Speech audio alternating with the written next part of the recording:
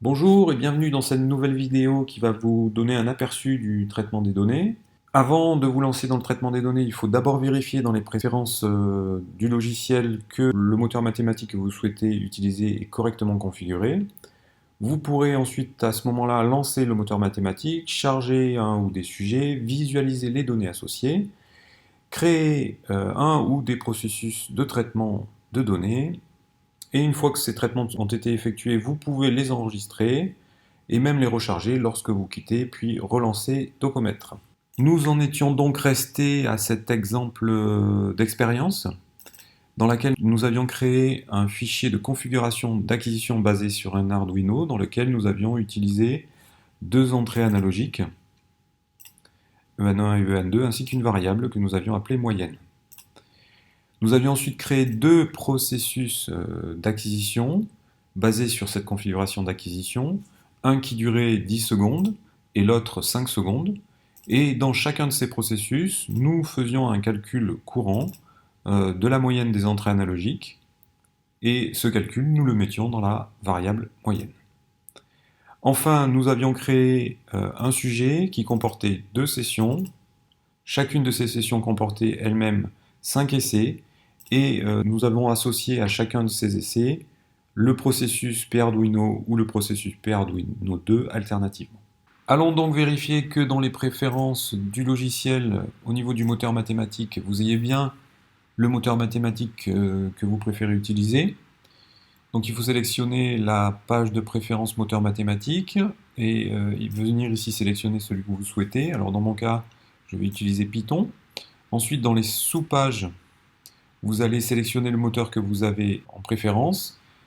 Vous allez donc sélectionner la page de préférence correspondante et surtout venez ici faire pointer cette préférence vers l'exécutable qui correspond à votre moteur mathématique. Voilà, sans ça, il y a de grandes chances que ça ne fonctionne pas. Vous pouvez ensuite appliquer et fermer. On peut ensuite ouvrir la perspective analyse en cliquant sur ce bouton et en venant sélectionner la perspective analyse et en cliquant sur ouvrir. À ce moment-là, on voit apparaître un nouvel agencement des vues où nous avons toujours la vue des messages ici, mais par contre nous trouvons la vue des sujets ici et la vue de la console du moteur mathématique. Ici, nous avons un bouton qui nous permet de lancer le moteur mathématique. Donc si vous cliquez dessus, après quelques secondes d'attente, vous devriez avoir un message qui vous dit que le moteur mathématique a bien été démarré. Voilà, on vous donne d'ailleurs la version du moteur qui est utilisé. Donc là, en tâche de fond, vous avez le moteur mathématique qui est lancé, qui est donc Python, et vous allez, avec ce raccourci ici, avec ce bouton ici, pouvoir sélectionner l'expérience que vous souhaitez, dans laquelle vous souhaitez faire des analyses. Une fois que l'on a choisi l'expérience que l'on souhaite, dans laquelle on souhaite faire de l'analyse, et que l'on a lancé le moteur mathématique, on peut sélectionner le ou les sujets de cette expérience et cliquer sur ce bouton-là qui permet de charger, décharger les sujets sélectionnés. Alors si vous avez plusieurs sujets, que vous en sélectionnez plusieurs, et que vous cliquez sur ce bouton, eh bien, le logiciel va venir charger les sujets qui ne sont pas déjà chargés, ou va venir décharger les sujets qui sont déjà chargés. Donc là, j'ai un seul sujet qui n'est pas chargé, si je clique dessus, eh bien, son chargement va être effectué, son chargement dans le moteur mathématique va être effectué. Et si je reclique sur ce bouton, ou si avec un clic droit, je viens chercher le même raccourci mais dans le menu contextuel, eh bien je décharge le sujet. Ok, donc je veux le laisser charger. Lorsqu'un sujet est chargé dans un moteur mathématique, vous voyez que vous avez accès aux différents canaux qui ont été définis dans les différents fichiers de configuration d'acquisition. Et vous avez également accès aux différentes catégories de l'expérience qui correspondent en fait à la concaténation du nom des sessions et des différents processus d'acquisition qui ont été utilisés dans les essais. En double-cliquant sur un des canaux, un des signaux, vous ouvrez son éditeur associé. Je double-clique ici pour maximiser l'éditeur du signal EAN1. Dans la partie centrale, vous avez le graphe qui vous affichera le ou les essais que vous aurez sélectionnés dans cette liste ici. Donc si par exemple je sélectionne l'essai 1, je vois apparaître le décours temporel du signal EAN1. Avec ces boutons ici, je peux visualiser les essais les uns après les autres, en avant ou en arrière. Vous voyez aussi que lorsque j'ai un essai sélectionné et que je mets le curseur de la souris dans la zone graphique de l'éditeur de signal, eh bien je me retrouve avec un curseur qui me permet de visualiser un peu plus finement les valeurs temporelles et la valeur d'amplitude associée du signal. Je peux avoir plusieurs essais sélectionnés et de la même façon j'ai toujours accès à ce curseur, vous voyez là, qui parcourt l'essai numéro 3, et si j'appuie sur la touche de tabulation, je passe d'un essai à l'autre. Maintenant je suis sur l'essai numéro 1, et si je rappuie sur la touche de tabulation, eh bien je peux venir me positionner sur la courbe qui correspond à l'essai numéro 2. Je peux placer un marqueur, donc si je veux faire une petite mesure de distance temporelle entre cet instant-là et par exemple voilà, celui-là, je double-clique et je déplace mon curseur et j'ai donc maintenant accès à un curseur qui est la position courante là, de la souris et du marqueur qui a été précédemment installé en double-cliquant et j'ai accès au delta T et au delta amplitude correspondant. Vous avez ensuite dans la zone basse de l'éditeur ici différents groupes que vous pouvez d'ailleurs cacher en cliquant sur ce bouton. Le groupe de gauche vous donne des informations générales sur le canal en cours d'édition, donc le nom du canal, le nom du sujet, l'expérience correspondante, la fréquence d'acquisition du canal et le nombre total d'essais. Et vous avez un petit bouton qui vous permet de colorer, s'il est coché, tous les essais avec des couleurs homogènes par catégorie. Voilà. Donc là, vous voyez que nous avons 3 essais et il y a l'essai 1 et l'essai 3 qui sont de la même catégorie. L'essai 2 est d'une catégorie différente, il est donc coloré avec une couleur différente. On a ensuite le groupe des essais ici. Donc pour l'essai sélectionné, vous aurez accès à l'avant-coupe, l'après-coupe et au nombre d'échantillons ainsi qu'à la durée de l'essai. Vous voyez que si je change ici, comme j'ai un essai qui peut durer 5 secondes et l'autre 10 secondes, eh bien j'ai une durée, un nombre d'échantillons et une après-coupe qui varie.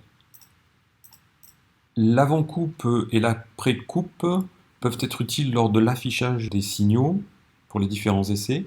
Si j'avais ici une avant-coupe différente de 0, plus grande que 0, eh bien, le début du signal ne serait pas affiché. Et de façon identique, si j'avais une après-coupe ici plus petite que 501, eh bien, la fin du signal pour l'essai correspondant ne serait pas affichée. On verra aussi lors de la création des fichiers de traitement que ces avant-coupes et ces après-coupes peuvent être utiles.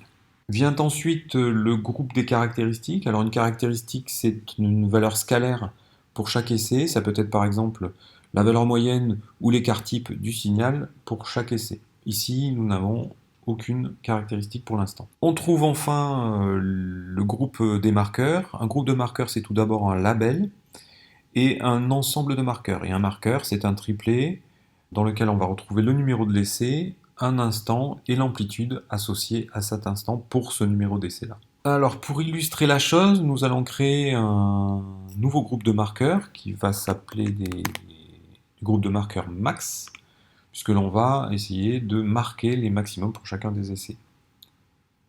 Donc une fois que j'ai cliqué sur ce petit label, j'ai créé un groupe de marqueurs qui ont le label max, je peux le sélectionner ici. Ensuite je vais enlever cette possibilité-là, sélectionner l'essai numéro 1, voilà, pardon, et parcourir cet essai pour essayer de détecter le maximum global de EAN1 pour cet essai-là. Donc je le détecte à peu près ici, je double-clique, et je vois qu'un marqueur est placé au plus proche de mon double-clic, là, avec le label max, et Pour cet essai-là, donc j'ai un nouveau marqueur qui a pour valeur temporelle 6,54 secondes et amplitude 700.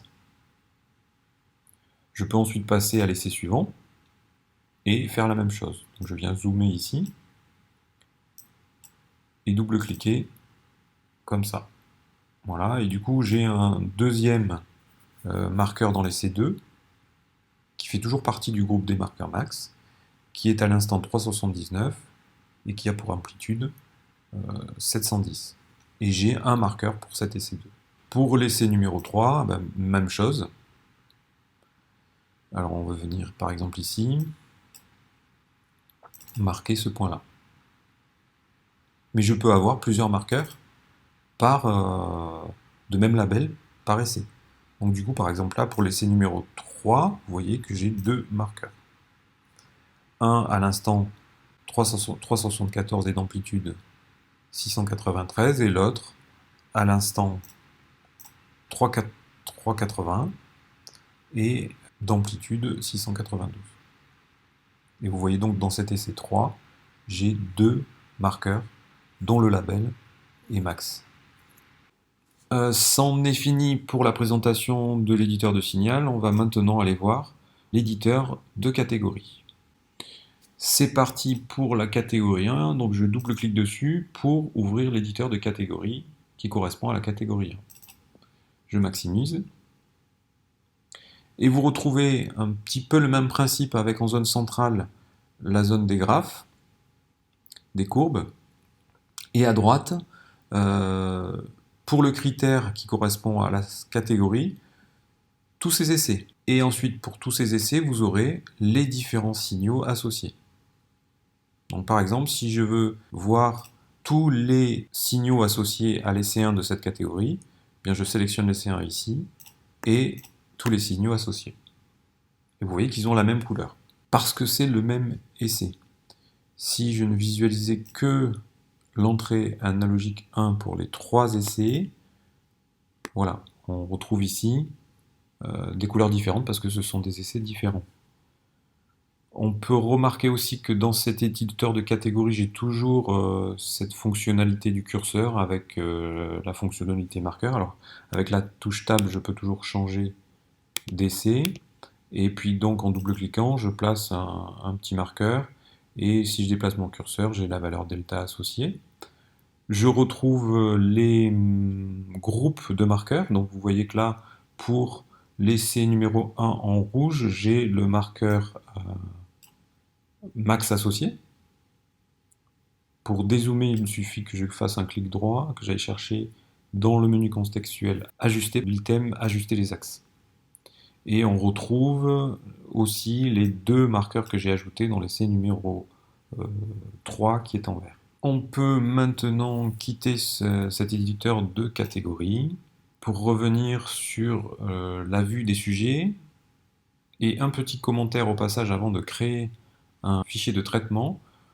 Lorsque j'ai rajouté les marqueurs max dans l'éditeur de signal de EAL1, j'ai modifié le sujet. Et donc, vous voyez qu'il y a une petite étoile blanche sur fond noir ici qui est apparue en regard du sujet pour dire attention, ce sujet, oui, il est chargé dans le moteur mathématique, mais il y a eu des modifications qui n'ont pas été enregistrées. Ces modifications sont pour l'instant uniquement en mémoire. Et du coup, si je souhaite sauvegarder ces modifications, il faut que je sélectionne le sujet et que je clique sur l'enregistrement. Et maintenant, je peux donc décharger le sujet sans avoir perdu les données modifiées. Et vous voyez que lorsque je le recharge, à ce moment-là, on me demande si je souhaite charger les données brutes, c'est-à-dire les données originelles, celles où il n'y a pas de marqueur, les marqueurs max, ou bien si je souhaite charger à partir des données sauvegardées. Donc je ne vais pas charger les données brutes. Et à ce moment-là, j'ai rechargé en mémoire, dans la mémoire de Python, la version où il y a les marqueurs d'ajouter, les marqueurs max d'ajouter.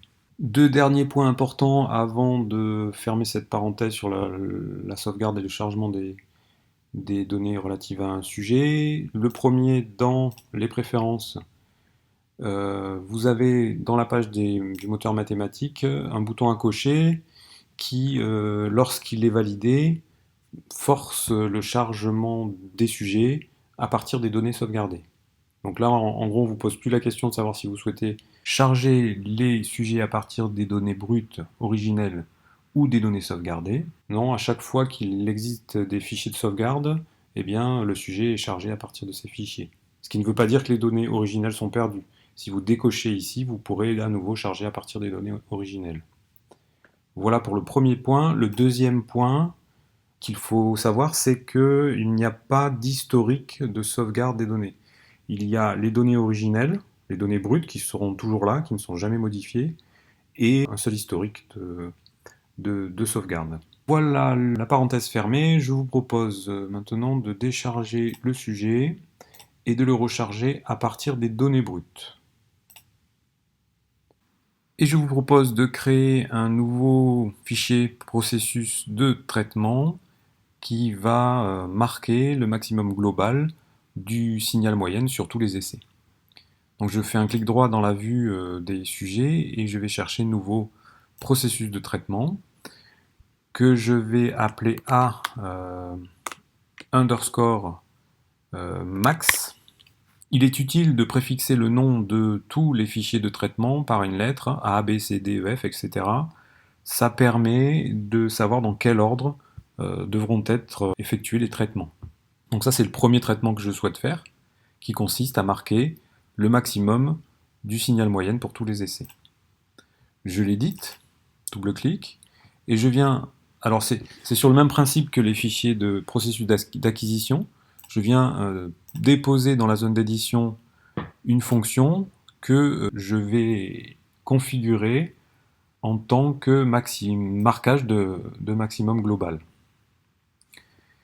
Donc pour tous les essais, je viens marquer le signal moyenne du début de chaque essai jusqu'à la fin de chaque essai. Voilà, je peux enregistrer donc cette fonction et je peux également la lancer. Du coup, vous voyez que le sujet a une petite icône décoratrice blanche, étoile blanche sur fond noir, qui signifie que le sujet est chargé et modifié.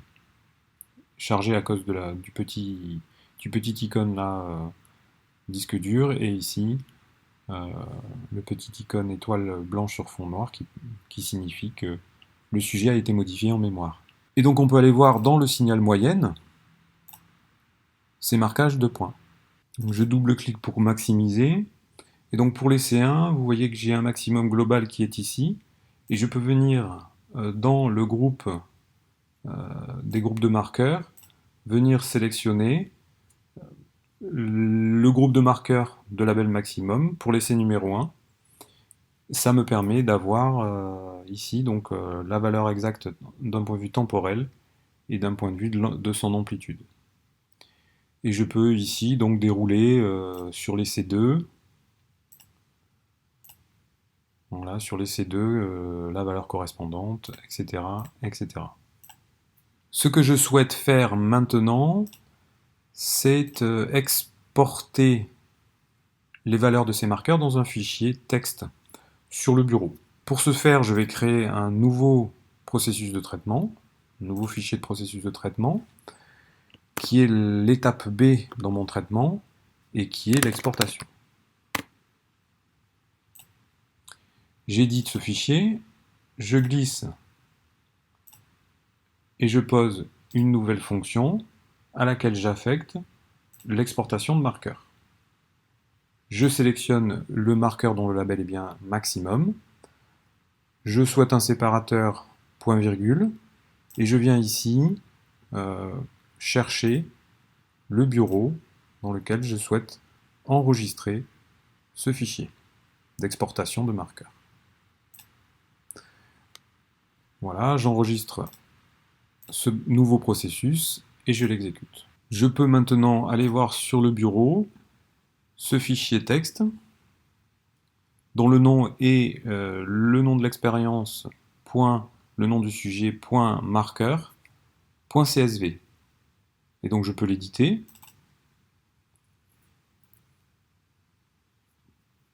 Alors, vous allez retrouver dans ce fichier, dans les premières lignes, les différentes conditions expérimentales. Donc le label, le nom des différentes conditions expérimentales, suivi de la liste des essais pour cette condition. Donc les essais 1, 3, 5 pour cette condition, 2, 4 pour celle-là, etc. Ensuite, vous allez retrouver le label qui correspond à l'exportation de marqueurs, parce qu'en fait on peut exporter plusieurs types de marqueurs dans un seul fichier. Et pour le label courant, vous aurez les différentes valeurs associées. Alors ici, il s'agit dans la première colonne du numéro de l'essai, dans la deuxième colonne de la valeur temporelle associée à la valeur amplitude dans la troisième colonne. Donc dans l'essai 1, à l'instant 6,36 secondes, il y a eu un maximum global dont la valeur est de 765. Alors quittons maintenant Excel pour revenir sur Docomètre.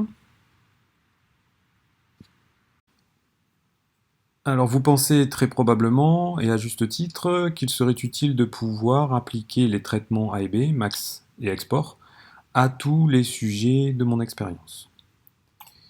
Alors c'est tout à fait possible, mais comme vous le voyez, pour l'instant je n'ai qu'un seul sujet. Donc ce que je vais faire, c'est que je vais simuler le fait que j'ai plusieurs sujets dans cette expérience de démo. Je vais donc revenir dans la perspective conception, et je vais copier le sujet 1 pour le coller. Et je vais copier donc également les fichiers de données, tous les fichiers de log et de données. Voilà. Je vais renommer ce sujet sujet 2. Et je vais le coller encore une autre fois, toujours en copiant les fichiers de données, pour le renommer sujet 3. Voilà. De cette façon, je simule le fait que j'ai 3 sujets. Et je vais marquer tous les essais de ces 2 sujets comme effectués. Ensuite, je peux revenir dans la perspective analyse pour créer un nouveau fichier de traitement par lot, ce coup-ci,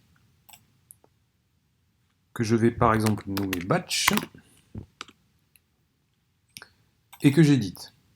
Ces fichiers de traitement par lot sont composés de 3 parties. Une partie en haut comprenant 2 cases à cocher, je reviendrai dessus un peu plus tard.